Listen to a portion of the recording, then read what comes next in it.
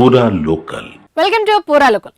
America కలలు కంటున్న భారతీయులకు మరో పిడుగు పడింది. ఆ దేశ అధ్యక్షుడు డొనాల్డ్ ట్రంప్ H1B వీసాపై కీలక నిర్ణయం తీసుకున్నారు. H1B వీసా దరఖాస్తులపై వార్షిక రుసుమును $1,00,000గా నిర్ణయిస్తూ కార్యనిర్వాహక ఉత్తర్వులపై సంతకం కూడా చేశారు. ఇక మీదట అమెరికా వేదికగా పనిచేస్తున్న కంపెనీలు విదేశీ నిపుణులు నియమించుకోవాలంటే జారీ చేసే ఒక్కో వీసాపై ఏడాదికి $1,00,000 చెల్లించక తప్పదు.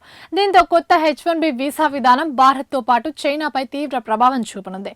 ప్రతి H1B వీసాపై ఏటా $1,00,000 రుసుము విధించినట్లు యుఎస్ కామర్స్ సెక్రటరీ ఓ ప్రకటనలో పేర్కొన్నారు.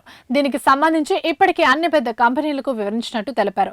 ఈ నిర్ణయానికి టెక్నాలజీ రంగం మద్దతిస్తుందని ట్రంప్ కూడా పేర్కొన్నారు. ఈ నిర్ణయంతో వారు చాలా సంతోషిస్తారని కూడా తెలిపారు. కానీ ట్రంప్ నిర్ణయంపై దిగ్గజ టెక్ కంపెనీలైన యాపిల్, గూగుల్, మెటా ఇంతవరకు ఎలాంటి స్పందన ఇవ్వలేదు. 1990లో అత్యంత నైపుణ్యం కలిగిన విదేశీ నిపుణుల కోసం H1B వీసా తీసుకొచ్చారు. యుఎస్లోని టెక్నాలజీ కంపెనీలు విదేశీ నిపుణుల కోసం ఇవి జారీ చేస్తాయి.